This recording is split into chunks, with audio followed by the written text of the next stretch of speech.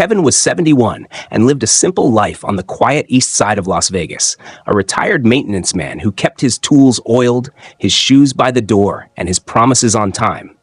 And on the October morning, the trouble began. He woke before sunrise, fed the ginger stray that visited his porch, checked the weather, and locked his gate with the same careful turn of the wrist he used for every stubborn bolt. Stephanie, his wife of 7 years, called from the driveway for him to hurry because they were already late for the cousin's wedding. And her son Derek, slouched in the back seat with his cap too low, tapped his phone and muttered that traffic out of town would be awful if they didn't move now.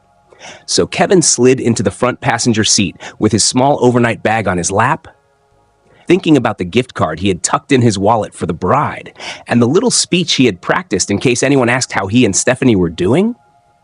At first, the road ran smooth and flat, desert on both sides like pale water, and Kevin talked about the Hoover Dam shortcut and whether they would stop for lunch in Kingman.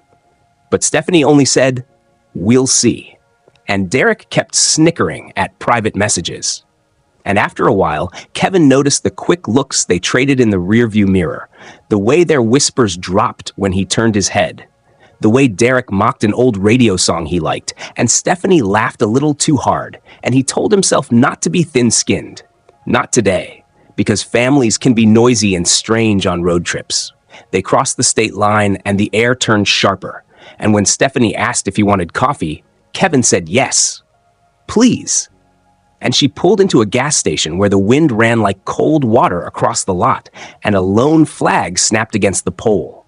And Kevin stretched his hip, told them it would take a minute because he needed the restroom, and stepped inside where the humming coolers and the smell of hot dogs made an odd church of neon and metal. He bought a coffee in a foam cup, counted the change twice out of habit, and smiled at the clerk who asked if he was heading east or west. And when Kevin said east for a wedding, the clerk said blessings on the couple. And Kevin felt warm about that because strangers can be kind. Then he pushed the door open and walked back into the wind. And in the first heartbeat, he saw the sedan idling with the windows up, and Stephanie's face turned toward him in a smile that did not reach her eyes. And in the second heartbeat, he realized the rear door was locked and the engine revved once like a laugh. And in the third heartbeat, he heard Derek's voice from the back seat, sharp and boyish. "Figure it out yourself." Kevin stopped with his coffee halfway to his mouth and said in his careful voice, "Unlock the door, Steph." And Stephanie lowered the window 2 inches, just enough to let the wind slice in and carry her words. And she said, "You're too dependent, Kevin. You always need me to plan and call and think. This'll be good for you. An adventure." And Derek cackled like a cartoon. And Kevin stood there with the foam cup and his house keys in his pocket. Not car keys, because he had let her drive to save gas. And he felt the strange lightness that comes right before a fall. He said, "This is not funny." And Stephanie said, "It's a prank. Don't be so serious." And then the window slid up, and the car rolled forward and turned toward the highway. And the taillights blinked like red eyes before they grew small and vanished behind a semi. For a long breath, Kevin listened to the empty space the sedan left behind, to the rattle of a loose sign, to the bell on the convenience store door behind him. And then he walked inside again and placed the coffee on the counter because his hands had started to shake. "Ma'am," he said to the clerk, "do buses run from here?" And the clerk said not from this exit, but Greyhound hit Kingman and there might be a late one. And she looked at him close and asked if he needed to sit down, and Kevin said he was fine. Thank you, because he had always been the sort of man who fixed things before they broke. He stepped to the side and turned his phone on and off twice to make sure the signal held, called Stephanie and reached voicemail, called again and heard the same cheerful voice he suddenly hated. Then called Derek and heard a quick ring and a hard decline, and he stood there with the phone still warm and new. The way a man knows when a wall is out of plumb by the feel under his palm, that this was not a joke to them, not a test they would end in an hour with hugs and photos, but a message, a cruel one, and he had to choose how to answer it. He asked the clerk if there was a taxi service in town, and she slid a card across with a name and a number, and said the driver was decent and took cash. And Kevin thanked her, then stepped outside and watched a thin band of cloud pull across the sun. And he dialed and waited and explained in simple words where he was and where he needed to go. While he waited, he sat on the low curb and let the wind pass over him. And he thought, not about revenge, not yet, but about how silence had become a second language in his house. How many times he had let jokes pass, how many dinners he had paid for and cleaned up while Derek talked about old people problems. And Stephanie rolled her eyes in that playful way that was not playful. And he felt the ache in his hip and the steadiness in his spine fight for the same space. The taxi arrived with a ping of the horn, and the driver, a woman with a braid and a kind face, opened the back door and asked if he was Kevin. And he said yes. And she helped him with his bag, even though it was light, and as they pulled onto the highway, Kevin looked once at the ribbon of road where the sedan had gone and said, "Kingman bus station, please." And the driver nodded and turned up the heater. The desert flowed by like a slow river of stone, and on it Kevin set each thought like a small boat and watched to see if it would sink. Call a friend and ask for a ride. Sink. Go home and wait. Sink. Treat himself as a man worth protecting and make a plan. Float. And by the time the taxi pulled under the bright Kingman sign, he had shaped the first plan of a new life. He would get to Las Vegas on the last bus. He would not go back to the house that night. He would not explain himself to anyone who laughed at his fear, and he would save every message and every call because details matter when people try to change the story later. He thanked the driver, bought a ticket from a bored agent who barely looked up, sat near the front where the aisle light burned steady, and held his phone like a compass while the daylight thinned to a bruise. The bus rolled in with brakes that sighed like a tired animal, and as Kevin climbed the steps, the driver reached to steady his elbow, and Kevin felt something in his chest settle. He was not helpless. He was not lost. He was not a punchline. He was a man who knew how to tighten loose things, and he would start with his own life. The bus rumbled south through the dark, and Kevin sat near the front with his bag under his feet, the heater clicking on and off like a tired heartbeat, while a strip of aisle light made a small island on the floor. He turned his phone to low power and kept it in his jacket pocket, so he would not waste battery watching a clock that moved the same speed no matter how he stared at it. And he let the road noise do what doctors call white noise. The kind that lets a mind arrange itself. Each stop came with the same soft routine, doors sighing open, a few boots on the steps, a cough, the smell of cold night, then doors hissing shut. And Kevin measured his breathing to those sounds the way he used to measure to the thrum of big hotel chillers on graveyard shift. He thought about why Stephanie and Derek would call something like this a prank and found he did not have a good answer. He thought about a day in July when Derek joked that Kevin should put his name on the house deed since I do all the heavy lifting now, and about how Stephanie had laughed and said, "You wish?" but later asked if Kevin had ever thought about estate planning, and he had said, "Sure, when we're ready." And then nothing more had been said. He thought about small things too, like how Derek once took Kevin's ladder without asking and left it at a friend's, and when Kevin mentioned it, Derek rolled his eyes and said, "Borrow, not steal." And Stephanie said, "Let it go." The bus slid past scattered headlights on the highway like fish in a dark river, and Kevin felt something inside him move from shock to simple doing. He pulled a folded notepad from his pocket. He always kept one because small lists calm big storms, and wrote 3 lines in neat block letters. 1. Get a room. 2. Charge phone. 3. Don't go home tonight. Under that, he added, "Save messages," and "Ask Arturo for help," and a small star next to "New bank account," then tucked the paper back into his wallet. When the driver finally called Las Vegas, the city looked like it always did at that hour, sleepy neon and wide roads and a soft orange sky over the strip. And Kevin felt the tug like a hand on his sleeve to go to his own porch and jiggle his own stubborn deadbolt and demand answers. But he stepped off the bus and chose the next thing on the list instead. He walked 2 blocks to a cheap motel he knew from a winter when he'd fixed their water heater for free after the old owner had a stroke, and the night clerk with the purple nail polish looked up and squinted and then smiled. "You're the toolbox guy, right?" And he said, "Kevin." And she pushed a key across the counter and said, "Pay me in the morning." The room was clean in a tired way, lemon cleaner and old carpet, and he set his bag on the chair, plugged in the phone, and only then felt the weight arrive in his bones. The delayed heaviness that comes when the danger is past but the mind hasn't caught up. He washed his face, stared at the mirror, and said out loud, "Because hearing matters. You did fine." And his voice sounded steady. He sat on the bed, reached for the old iPad he kept to read baseball scores and recipes, and remembered it was still signed into the shared iCloud because Stephanie liked to stream her shows while they cooked. He was not a snoop by habit, but he was also not a fool, and tonight he needed to know if what his skin felt was true. He opened messages and saw a group thread called Team S with Stephanie, Derek, and Stephanie's sister, Vanessa. The messages scrolled for months, and he read in order, because order keeps a man honest. At first, it was ordinary. Memes, questions about dessert, a picture of a dog. But then, back in August, Vanessa wrote, "We should teach Grandpa some independence." And Derek replied with laughing faces and, "Let's ditch him for a few hours. See if he can find his way."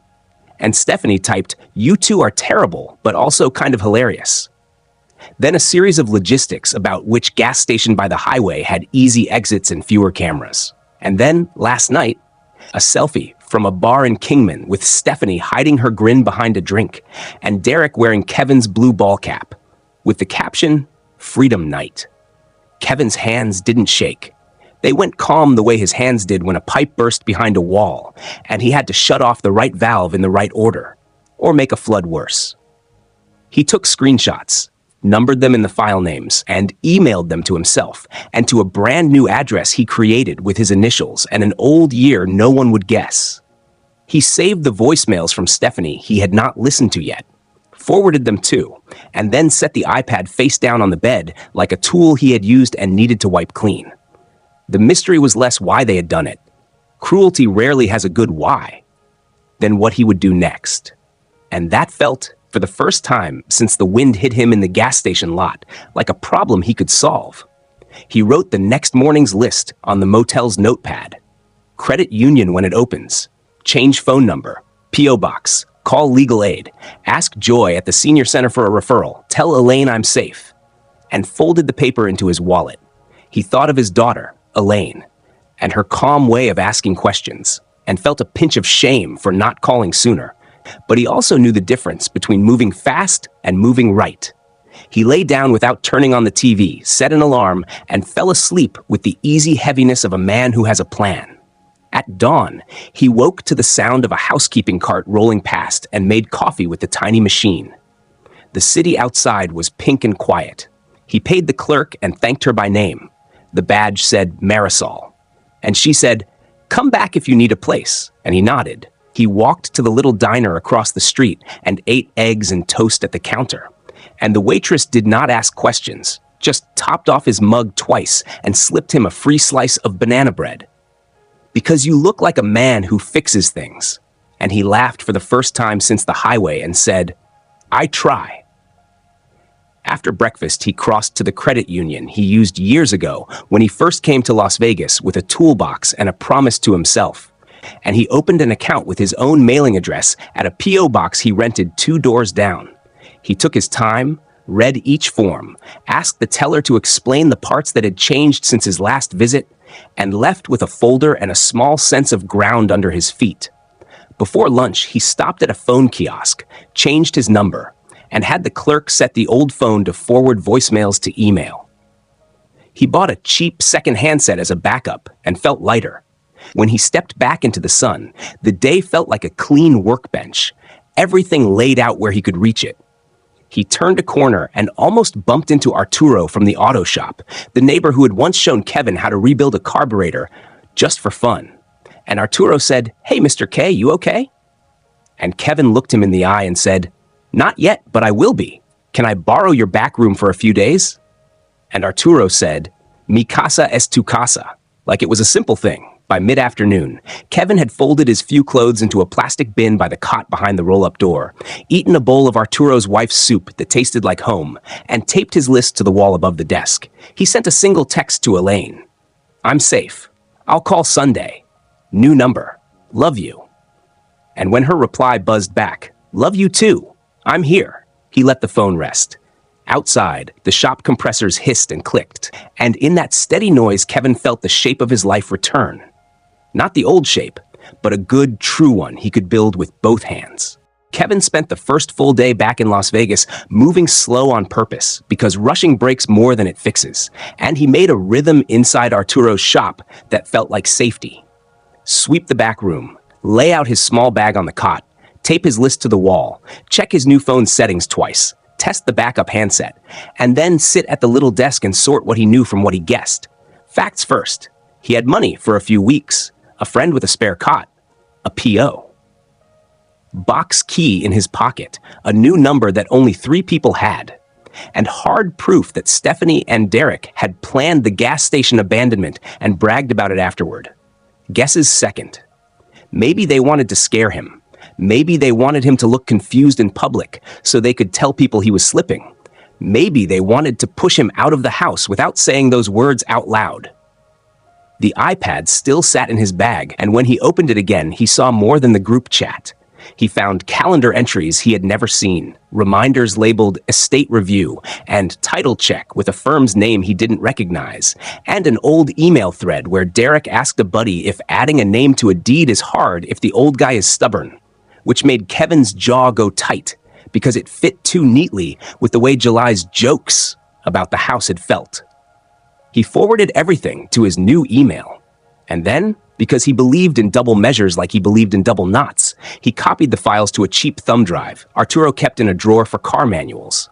All afternoon, the old phone, left powered on in the desk, buzzed and blinked with calls and voicemails. He did not answer. He saved each one.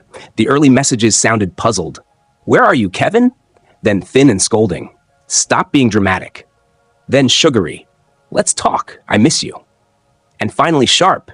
Derek's voice saying, "You're embarrassing, Mom. Come home before this gets worse." Kevin wrote the word pattern on his notepad and underlined it. After sundown, he walked to the senior center on Charleston, the one where he fixed lamps and walkers, and found Joy in her office counting raffle tickets. He told her the simple version. Gas station, bus, messages, evidence, and Joy's eyes stayed kind but very clear. She handed him a legal aid card, circled the intake number, and said, "Tell them I referred you. Also, for tonight, here's the sheet we use for safety planning. Write down the no-contact rule so you see it every time you reach for the phone." Kevin smiled because lists were how he breathed. Back at the shop, he ate a bowl of sopa de fideo from Arturo's wife, watched the roll-up door shadows slide as cars passed, and called the intake line. The woman asked quiet questions: age, address, health, any immediate danger, and Kevin answered each one plain. She set an appointment 2 mornings away and told him which papers to bring. He slept with the easy heaviness of a man who had chosen work over worry and woke before the compressors started. In the morning, he changed the direct deposit on his pension at the credit union, adding the new account number and asking the teller to confirm the date twice. He walked to the post office and filled out the forwarding form so bills and statements would chase him to the PO box instead of the house he no longer trusted. Then he stopped at a print shop and had them make 2 copies of every screenshot and voicemail transcript, each bundle clipped and labeled with dates. In the afternoon, he and Arturo replaced a leaky utility sink trap at the shop, and as they worked, Arturo said, not looking up, "People show you who they are at the hard edge. Believe the edge." And Kevin said, "I am," and felt something loosen in his chest. Near dusk, Elaine's name showed on the new phone. He stepped outside into the warm light and answered. She listened without interrupting while he told the long version, then let out a breath he could hear and said, "I am so sorry, Dad. You did nothing wrong. Do not go home alone. I'll drive down Saturday to bring you anything you forgot. And if she comes to me with stories, I will ask her to put it in writing." He thanked her, and after they hung up, wrote Elaine, Saturday, on his list and drew a small box next to it to check later. That night, the old phone buzzed again, and this time a new kind of message arrived. A mutual friend forwarded a photo from social media of Stephanie and Derek in Kingman the night of the gas station, glasses raised, captioned Freedom Night, and Kevin saved it with the others. Then another message lit the screen, this one from Elaine again but shorter. Heads up, Stephanie came by my work. She said you're confused and wandered off. I told her I had you on the phone yesterday and you're fine. She left angry. I'm documenting. Kevin circled the word narrative on his pad and wrote beside it, they will try to make me the problem. He slept, woke, and walked the small block twice to settle his legs before the legal aid appointment. The office was bright and plain, with posters about tenants' rights and domestic safety. And a receptionist who knew Joy's name smiled when he checked in. Miss Cole, the attorney he was assigned, was gray-haired, calm, and carried a yellow legal pad like a shield. She let him tell the story in order and only stopped to ask for dates. He slid the copy packets across her desk, and she nodded at each page. We'll file for a protective order and a divorce, she said in a voice that made the next steps feel like tightening screws, not lighting fires. We'll also ask the court to require a police standby when you collect any remaining property. Do not go by yourself, do not meet them anywhere, and do not answer calls. Keep saving the messages. Kevin asked if he had to prove why they did it. No, she said, only what they did and what happened next. Intent is their problem. Safety is ours. When he left, his hands were steady again. He bought a small ledger at the office supply store and began a habit he wished he had learned decades earlier. Each night he wrote 3 lines, one about money, one about tasks, one about feelings, simple as measurements. $9.75 lunch, filed forms, sad but steady. He wrote the first night and felt the mystery inside him shrink into a shape he could carry. On the third day, a neighbor from his old street called the new number because Elaine had given it to her. She said Stephanie had been door to door telling people Kevin had episodes and that if he showed up, they should call her instead of letting him inside. The neighbor said she told Stephanie to stop and close the door. Kevin thanked her and added a small note to his ledger. Rumors spreading, do not react, and underlined the words do not. That evening, out of habit, he tightened a loose hinge on the shop's bathroom door and felt a short, clean joy when it swung true. The next morning, Miss Cole texted a simple update. Temporary order granted. Hearing next week. He read it twice and then put on his work shirt because healing felt better when his hands were busy. Even with plans forming and papers filed, one question lingered like a rattle you can't find behind a dashboard. Why now? As if in answer, another calendar reminder popped up on the iPad for the following Tuesday, the estate review at that firm. He did not spin stories. He wrote a line, ask Miss Cole about firm name, and left it. His world had narrowed to what he could do and widened to who would help, both at the same time. In the cool early hours, he swept. In the late morning, he made calls. In the afternoons, he fixed small things for Arturo or the senior center. And at night, he read one chapter of a repair manual because learning kept his mind from replaying the parking lot. 3 days after the gas station, he stood in the shop doorway and watched the strip glow pink against the evening clouds and thought a simple sentence that landed like a level on a sill. I was left behind, but I am not lost. Inside, the old phone buzzed again. He let it. He had a life to build, one measured step at a time. On the morning of the hearing, Kevin dressed with the same neat care he used when fixing a valve. Slow, orderly, nothing skipped. Blue blazer brushed, clean boots, folder squared. He rode with Arturo to the downtown courthouse because buses were crowded and he did not want to risk missing his name, and the metal detector beeped for a loose screw in his pocket from yesterday's sink repair, which made the deputy smile when Kevin held it up like a souvenir. The waiting room hummed with soft talk and rustling papers, and Miss Cole found him with her yellow pad and quiet nod, reviewed the timeline one last time. Gas station, bus, motel, saved messages, and tapped the packet where the screenshot sat in order by date. Stephanie arrived 10 minutes before the docket call in a cream sweater and careful makeup. Derek in a cap he removed at the door, both of them speaking low and glancing around like actors taking their marks. When the clerk called Miller, Kevin stood, hands still, and followed Miss Cole into a small courtroom the color of oatmeal, where the judge looked like a person who had seen every kind of trouble twice and now wanted only facts. Stephanie's attorney used soft words, misunderstanding, harmless, overreaction, and said the word prank as if saying it made cold wind warmer. Then Miss Cole lifted pages one by one, the group chat where Vanessa wrote, "Teach Grandpa Independence," the map pin for a gas station with easy exits, the Kingmen selfie with the caption, "Freedom Night," the voicemails changing from confused to scolding to sweet to sharp, and the judge's face did not change, only his questions did. "Mr. Miller, how old are you?" 71. "Were you provided transport or funds?" "No, Your Honor." "How far from your home?" "About 200 miles. A quiet lay over the room like a dropped blanket. The order came simple and plain. No contact outside attorneys, no visits to his work or where he stayed, a police standby for any property retrieval, hearing on the larger petition set 2 weeks out. And then it was done. In the hallway, Stephanie opened her mouth, but Miss Cole stepped between them with a small, "Not today," and Kevin learned a new kind of silence, the kind that protects instead of punishes.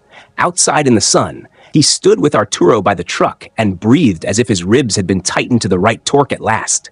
They ate tacos from a cart near the courthouse, and the salsa made his eyes water in a good way, and he wrote 3 lines in his ledger at the curb.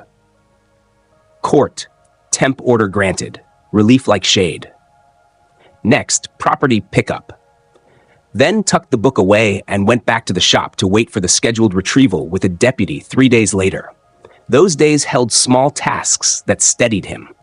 Tightening a wobbly shelf at the senior center, showing Jaden how to scribe a board so it sat flush against a crooked wall, buying a cheap fireproof pouch for his birth certificate and pension letters. And one longer talk with Elaine, who said she had emailed Miss Cole the notes from Stephanie's visit to her office, where Stephanie tried to call Kevin confused and prone to wandering. A story that matched too neatly with the way rumors had started on the old street. Kevin underlined the word pattern again, and beside it wrote motive, then remembered the calendar reminder on the iPad for estate review, the Tuesday after the gas station. Miss Cole took down the firm's name and said, "Do not contact them. If needed, I will. If there is a file, we can reach it through proper channels later." And Kevin nodded because he understood order and sequence. On retrieval day, a polite deputy met him and Miss Cole at the curb in front of the small tan house he had mowed and painted and patched, and the air felt like the inside of an unplugged fridge, stale and cool. And the deputy said, "You have 1 hour. List items as you go. No arguments. If there's a dispute, it stays." And Kevin answered, "Yes, sir," and kept his voice level.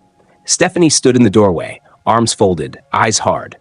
Derek leaned on the kitchen island and chewed a toothpick like a stage prop. Kevin went room by room with a clipboard, calling out what he took. The toolbox with his initials burned in the lid. The box of family photos, including the one of Elaine in pigtails at Red Rock. His mother's star quilt folded at the foot of the guest bed. 3 binders marked taxes. 2 shoeboxes of receipts from the last 10 years of home repairs, the safe deposit box key in the bowl by the door that he had placed there every night for 7 years, a little wooden plane he had whittled the winter he stopped smoking. When Derek muttered, "Greedy," the deputy raised one finger and the room went still again. In the kitchen, a manila envelope lay half-tucked under a magazine with a firm's logo that matched the calendar reminder. Kevin did not touch it. He had promised to dispute nothing today. But he memorized the name and, without moving the envelope, saw the first line on the paper peeking out. Family Trust, Proposed Trustees, Stephanie, Primary, Derek, Successor, Notes, Spouse has increasing confusion per family, and the words pricked his skin without drawing blood.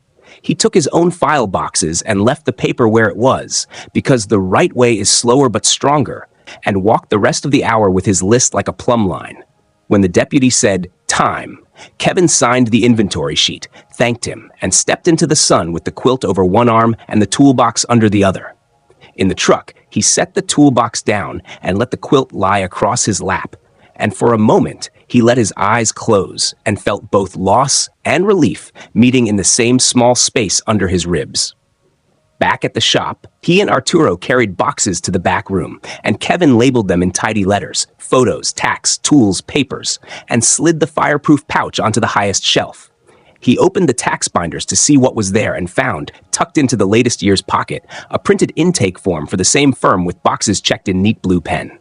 Concerns about spouse, forgetful, sometimes lost. Goal, clarify home ownership. Successor decision maker, Derek. He set the pages flat, took photos, and emailed them to Miss Cole with 3 words, found during retrieval. Then closed the binder and washed his hands as if dust could carry ideas. That evening, he walked 2 slow loops around the block and let questions roll and settle. Had they planned the prank to create a story of confusion if he called for help? Had they hoped he would stumble, panic, or sign something just to end the noise? The answers were guesses, and guesses could wait. His job was the same as when water ran where it should not. Shut the right valves, document the leaks, repair in order. He wrote his 3 lines. Brought home what matters. Saw trust papers. Stay steady. And then added a 4th line that felt like a beam set true. I will not live in their story. I will build my own. When he turned off the light in the back room, the outline of the quilt's stars glowed faintly in the street spill, and he thought of how each point took many small stitches to hold. Every one simple, every one necessary. Somewhere across town, his old porch light might be on, and voices might be telling a new version of him to anyone who would listen. But in the quiet of the shop, with a toolbox that smelled like cedar and a ledger open to a clean page, Kevin understood the mystery had changed shapes. It was no longer, why did they do it? But how far did they plan to take it? And the answer would arrive, one careful document at a time, while he kept walking forward. Kevin woke before dawn on the 3rd Monday after the gas station and moved through Arturo's quiet shop by habit. Coffee on, broom leaned, ledger open. Because steady motions held him together while bigger things were being sorted. And that morning, the biggest was a call from Miss Cole. She spoke in her calm office voice and said she had sent formal letters to the estate firm whose name matched the papers he had seen, requesting all records connected to his household, and warning them not to take any step that touched his property or his name without his signed consent. She explained that if they stalled, she would file for a subpoena tied to the divorce and protective proceedings already started. And in the same breath, she set one more appointment for him with a doctor to document his mental clarity. Not because she doubted him, but because paper beats rumor in rooms where decisions are made. Kevin thanked her and wrote 2 lines in his ledger. Records request sent. Medical check Friday. Then wiped his cup and went to help Arturo lift a transmission, letting the weight of the metal and the smell of grease remind him he lived in a world where parts fit when measured true.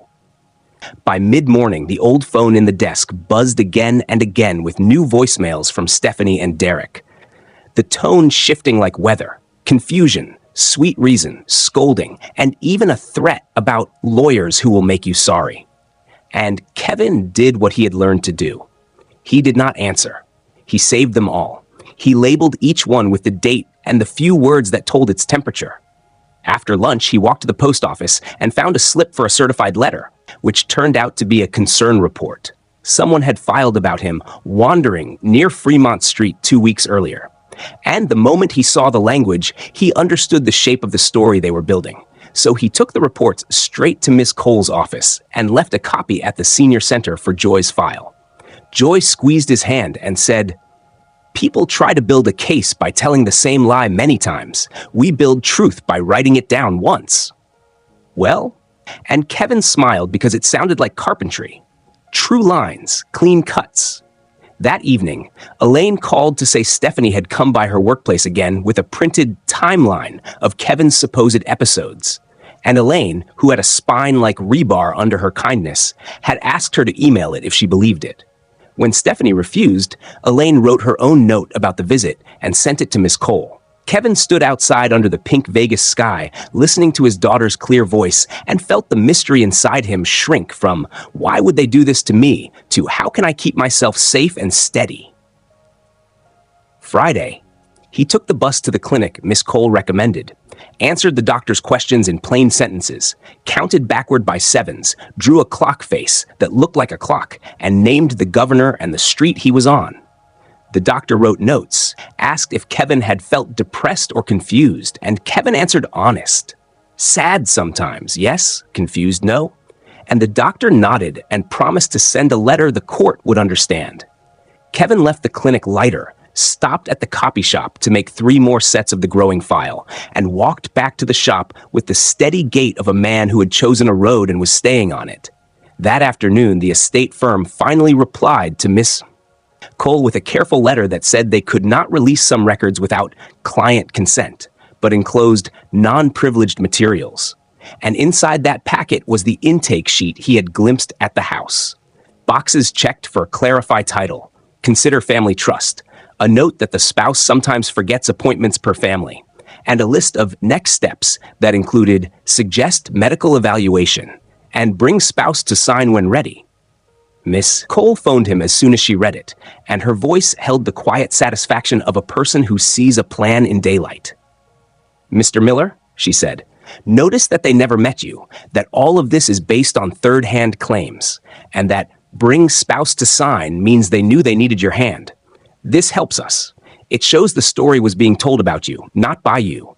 I will follow up for the whole file after we file our next motion." Kevin thanked her again and added 2 lines to his ledger. Firm replied, "They never saw me," and a 3rd line, "Keep calm." Work still had to be done, so he and Arturo fixed a squealing belt. Then Kevin walked a block to change a porch light for Mrs. Klein, who paid him with exact bills and a bag of lemons from her tree and said, "You're good hands, Kevin," and he felt it in his bones. On Sunday, he met Jaden at the Senior Center woodshop and taught him how to hang a door on a crooked frame without shaving off too much. Scribe, mark, plane, test, repeat. And Jaden asked quietly if Kevin was okay now, because he'd heard bits around the neighborhood. Kevin said he was not all okay, but he was all right, which is different and sometimes better. And they both laughed, the kind that loosens the ribs. The next week brought the first court date on the divorce calendar. A short session where dates were set and discovery ordered, and Stephanie sat across the aisle looking polished and tired, while Derek kept his eyes down. Outside the courtroom, Stephanie called Kevin's name, but he turned to Miss Cole and let her field the request. "All communication through counsel, ma'am," and they walked on. In the days that followed, more puzzle pieces slid into place. A neighbor emailed that Stephanie had tried to get her to sign a letter saying Kevin often mixed up names, which the neighbor refused. The Senior Center director sent Miss Cole attendance logs showing Kevin had led a repair workshop the same afternoon he was supposed to have wandered. And the clinic letter arrived stating Kevin was fully oriented, no evidence of cognitive impairment. Plain words that fit in a judge's world. In the evenings, the old phone still buzzed in the drawer. And once, late, Kevin heard footsteps in the alley and a knock on Arturo's back door. Arturo went first, found no one, then pointed at the pinned copy of the protective order on the corkboard and said, "They want you to break your own rules. Don't." Kevin nodded, locked the door, and wrote in the ledger, "Tempted to answer. Didn't. Proud. And slept well. Small life goods multiplied. 2 referrals from Joy for lamp rewiring, 1 from Mrs. Klein for a sticky gate. A thank you card from the clinic receptionist who said her dad needed a handyman." Kevin kept his prices fair, showed up on time, wore his clean shirt, and each night stacked his tools in the same careful order, because order is a kind of prayer. By the end of that month, Miss Cole had filed a motion that included the estate intake, the social posts from Kingman, the voicemail transcripts, and the clinic letter. The mystery of motive remained unsolved in the full sense. Why a woman he had loved would choose this path. But the outline was clear enough for court. A pattern of planning, a public abandonment, a story built to cast him as confused, and a rush to rework the house and the future around that story. Kevin ended the month the way he started days at the hotel long ago, counting quietly, checking valves, watching for leaks. Only now the building was his own life. He took the bus at sunset to meet Elaine for dinner, and they ate simple food at a booth by the window while her kids told him about school plays over a video call. And when he walked back through the soft Vegas heat, he felt the kind of tired that means a day was well spent. The next morning, before the shop woke, he wrote 3 lines. Filed, motion with facts. Work steady, heart steady. And underlined the last 2 words, then added a 4th. Smaller note that felt like the center of the whole thing. Let truth do its work. Kevin's 6th week away from the house began with a call from Miss Cole that set the day like a straight chalk line. The estate firm had complied with the subpoena and delivered a thin box of records, and inside were meeting notes, phone logs, and a checklist that read like a plan someone had drawn on his back while he slept.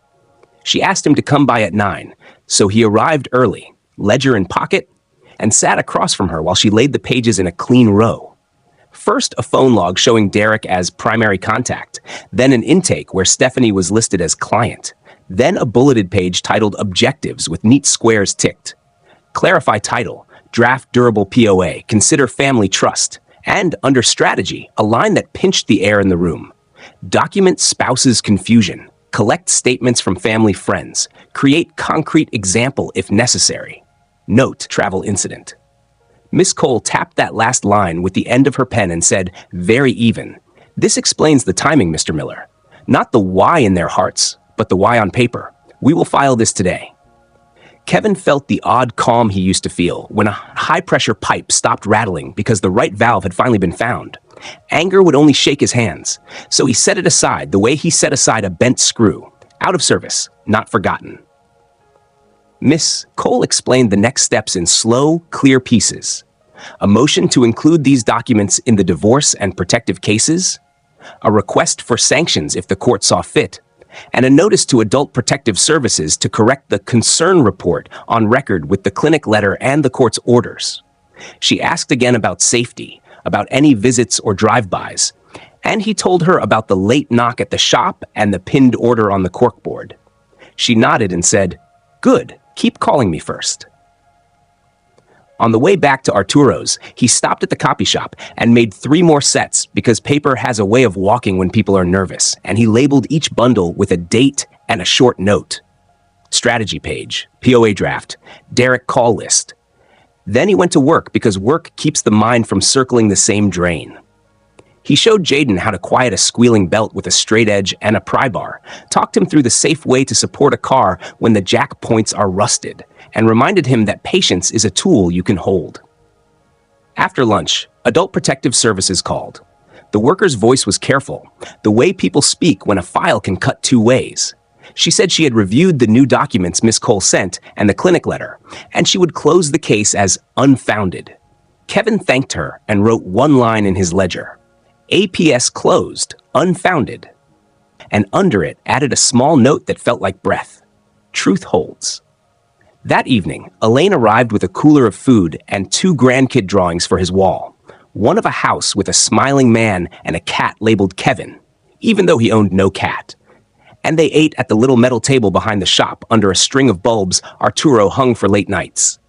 Kevin told her about the checklist, about the boxes ticked, about the words, create concrete example. And she made a face like someone had sucked all the air from the glass. I'm glad you left, she said. I'm sad you had to. He nodded because both could be true at once. The next week moved in a straight, steady line toward the long morning in court when the divorce, the order, and the records would meet in one room. Miss Cole rehearsed with him in her office. What to answer, what not to answer, how to keep to facts when stories tried to pull him sideways. And he practiced the short pieces. His age, the miles from the gas station to home, the sequence of calls, the bus ticket, the motel receipt, the clinic letter, the checklist, the selfie from Kingman with his own hat on Derek's head. On the day itself, Kevin dressed in the same blue blazer, clean boots, and neat shirt, and rode with Arturo again because the ride with a friend is softer on the ribs. In the courtroom, Stephanie looked tired in a way makeup could not fix, and Derek sat 2 chairs back, eyes down, jaw hard. Their attorney began with polished words about miscommunications and family worry for a spouse's well-being, then said, prank, as if the sound would smooth the edges of a cold night at a gas station, and finally gestured to a stack of letters from friends who said Kevin sometimes repeated himself at barbecues. Miss Cole rose and put the checklist in front of the judge and did not raise her voice. She walked the court through each square ticked, set it beside the concern report, set that beside the Kingman selfie with the caption, Freedom Night, and then, like a carpenter fitting two straight edges, laid the clinic letter next to the claim of confusion.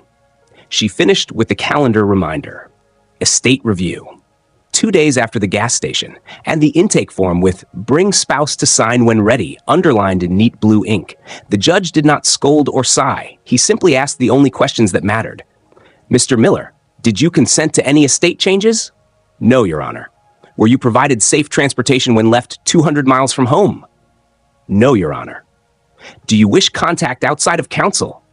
No, Your Honor. The ruling came like clean sentences on a fresh page.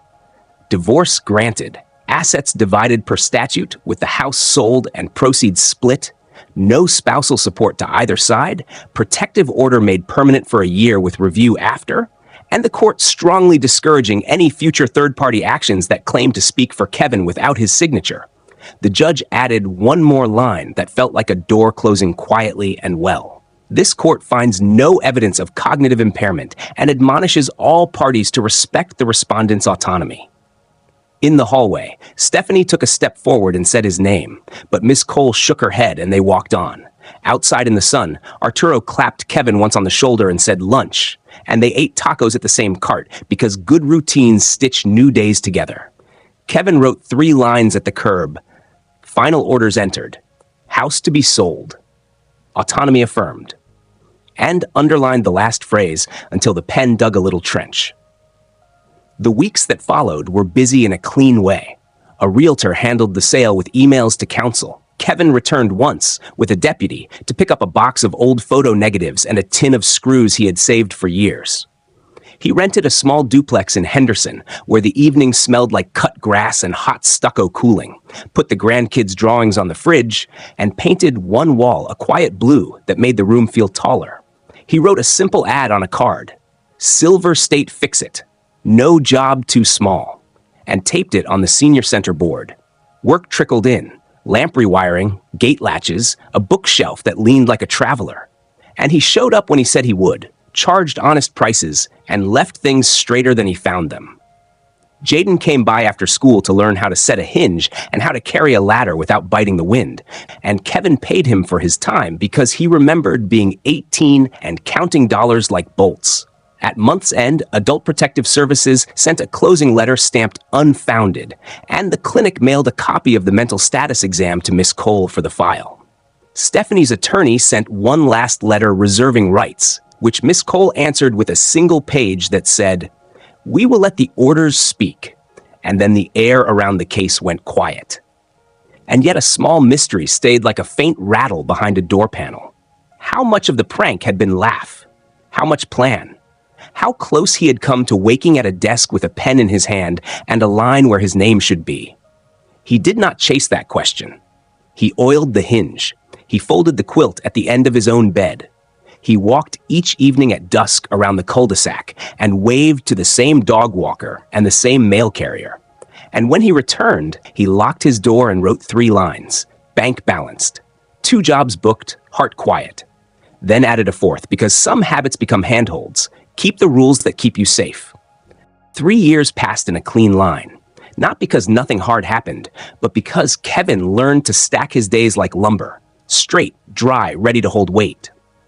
He lived in a small Henderson duplex with a blue wall he painted himself, a tidy workbench where his screwdrivers stood like pencils, and a refrigerator door covered with 2 drawings from his grandkids and a business card that read, Silver State Fix-It, no job too small. Mornings began with a short walk when the air was cool and the sprinklers ticked, then coffee, then the day's jobs, porch lights, leaky traps, a gate latch that needed a shim. And in the afternoons, he taught Jaden, now 21, and saving for classes at the community college, how to set hinges, how to read a level, how to roll drop cloths tight so dust stayed where it belonged. On his wall, above the ledger, he filled each night with 3 simple lines. He kept the sentence he had taped there the first winter. I did figure it out. The temporary order from the court had long expired, and the divorce decree sat in a fireproof pouch with his birth certificate and pension letters. And the house he once mowed and patched had been sold 2 summers earlier, with the proceeds divided just as the judge wrote.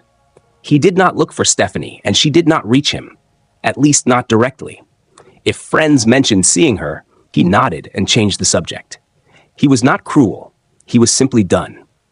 Then, on a warm March morning that smelled like cut grass and hot stucco cooling, he finished installing a screen door for Mrs. Klein and was strapping the ladder to the truck when a familiar sedan eased to the curb and idled.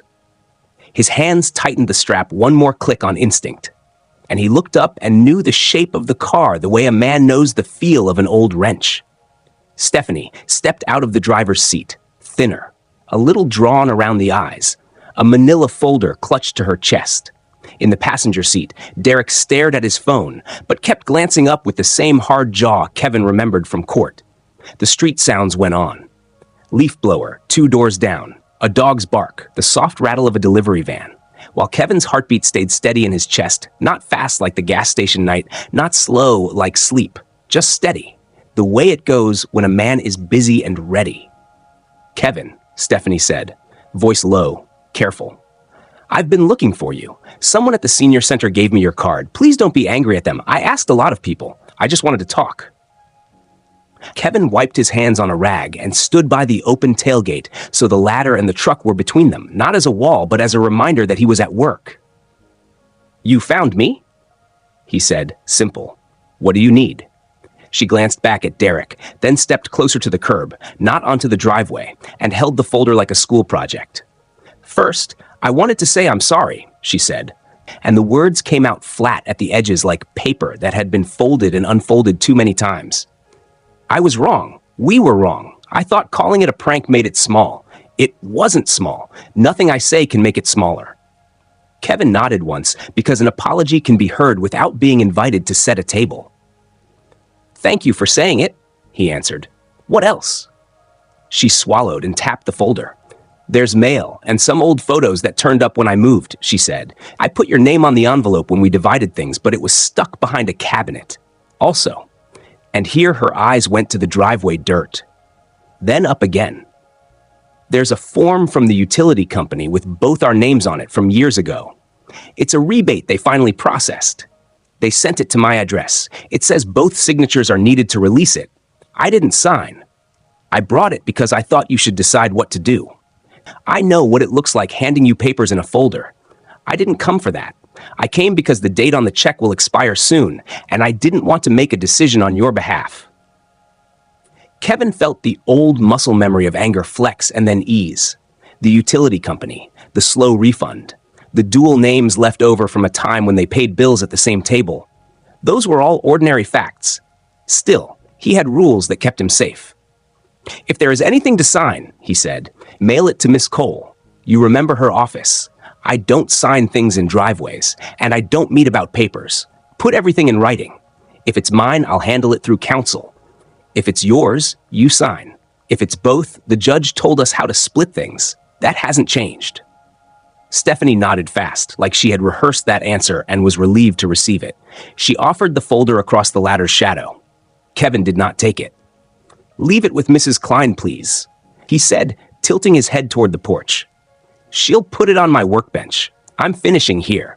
I don't want to mix work and anything else." Stephanie obeyed, walking slow up the path, laying the folder on the brick step, then returning to the curb. Derek snorted softly from the car, and Kevin turned his head just enough to see him without granting more of himself than he meant to. "He thinks he's better than us now," Derek muttered, not quite under his breath. Kevin did not answer. He did not explain dignity to a grown man who had watched him be left 200 miles from home and laughed. Stephanie shot Derek a look and then faced Kevin again. "I wanted to tell you, after the hearing, after the house sold, I moved to a small place off Tropicana. I took a job at the medical office near the mall. I don't drink like I used to. I don't go out like I used to. I've been in a program. They make us write letters we never send. I wrote one to you. I won't give it to you. I just want you to know I wrote it. And Derek?" She stopped and glanced back.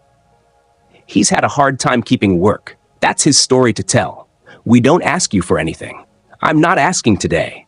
I wanted to look you in the eye and say I'm sorry, and that I know sorry doesn't change what happened. The air under the string of street trees felt heavy and kind at the same time. Kevin thought of the checklist Miss Cole had shown him 3 years earlier, the line that read, "Create concrete example," and the bus heater clicking on and off like a tired heart. He thought of his ledger lines from last night. Bank balanced, 2 jobs booked, heart quiet. And how much guarding it had taken to write heart quiet and mean it. I accept the apology, he said, because he did, not as a pass for the past, but as a way to keep the present clean. I don't want contact. If you need to mail something, use the P.O. box or Miss Cole. Please don't come to my home or jobs. If you do, I'll call non-emergency and show them the decree. I don't say that to threaten you. I say it to keep things simple. Stephanie blinked hard and nodded. Simple is good, she said. I can do simple. I'll go. I won't come back. One more thing. She reached into her pocket and pulled out a small envelope, separate from the folder, and held it out with 2 fingers. These are 4 negatives I found in the back of a drawer. Elaine at Red Rock, your mother's birthday, a strange one with a cat I don't recognize. They're yours. I'm sorry I didn't find them sooner. Kevin took that envelope because it was small and because Elaine would want those pictures. Thank you, he said. He slipped it into his shirt pocket and felt the rectangle settle against his chest like a simple weight. A breeze moved along the block and the ladder strap tapped the truck rail. Stephanie backed toward the car, 1 step 2. Take care of yourself, she said, and the words sounded plain, not like a ribbon on a package. Kevin nodded once. You too, he said. Derek stared at the windshield, then looked up and tried for one last flick of the old meanness. You got lucky, he said. Kevin shook his head. No, he answered, voice even. I got busy. Stephanie's mouth made a short shape that might have been a smile or might have been the memory of one. She got in the car and they pulled away. The street returned to itself. Leaf blower, dog, van, a bird on the power line. Kevin finished tightening the strap, carried his toolbox to the porch to tell Mrs. Klein he was done, and she handed him the folder with 2 fingers like it was hot. I didn't open it, she said. Good. He answered. He put it upright behind his seat like a piece of glass and drove to his next job without opening it, because he had a rule about work, and rules are rails that keep a man on his road. Late that afternoon, when the tools were cleaned and the truck backed into his driveway, he set the folder on his workbench, took out the utility form, slid it into a new envelope addressed to Miss Cole, and sealed it. He set the photos aside for Elaine. Then he washed his hands, made tea, and wrote his 3 lines. S found me at a job, accepted apology, boundaries kept. And a 4th line that felt like setting a door plumb. I am not the man on the curb anymore. I am the man who kept walking. Kevin drove home with the folder on the passenger seat, like a fragile dish, and did what he always did now. He kept to his rules. He set the envelope with the utility form on his workbench, wrote Miss Cole's address on a fresh one, sealed it, and put it by the door to mail first thing. He slipped the tiny packet of negatives into a cup on the counter so he wouldn't lose them, washed his hands, and finished the afternoon's jobs because work kept his head straight. That evening he made tea, opened his ledger and wrote 3 lines. Mailed papers to council tomorrow. Boundaries held. Heart quiet. Then underlined the last words until the pen left a faint groove. The next morning, he stood in line at the post office, sent the envelope with tracking, and texted Miss Cole. Utility rebate form sent to you for handling. No signatures outside council. Her reply came fast. Received. I'll coordinate with their side. No need for you to engage. He felt a small piece fall into place the way a hinge does when you sand a door just enough. After the post office, he carried the negatives to a little photo lab near Charleston he had used once for Elaine's old slides. The clerk, a woman with silver hair and a camera strap around her neck, said they could rush the prints by tomorrow, and Kevin nodded, paid, and walked out into a morning that smelled like warm stucco and cut grass. In the afternoon, he replaced a porch light for a new client, taught Jaden how to patch a bit of drywall without leaving a ridge, and ate a sandwich on his tailgate while a mockingbird hopped in the dust and scolded him for crumbs. Miss Cole called near 5 to say the utility rebate was simple, that she would have the company reissue 2 checks per the decree, and that she would send him a copy of the letter so he could see the language. "Thank you," he said. And he meant not only for the mechanics of it, but for the way her voice always made problems sound like lists. On his way home, he stopped by the lab and picked up the small white envelope of prints. Back at the duplex, he laid them on the table and smiled. The first was Elaine at Red Rock, 6 years old, hands on her hips like a tiny ranger. The second was his mother at her birthday, a cake with pink frosting and a knitted shawl around her shoulders. The third was a washed-out shot of a porch with a ginger cat staring straight through the lens like it knew a secret. When Elaine came by after dinner with the grandkids' school flyers, he handed her the prints.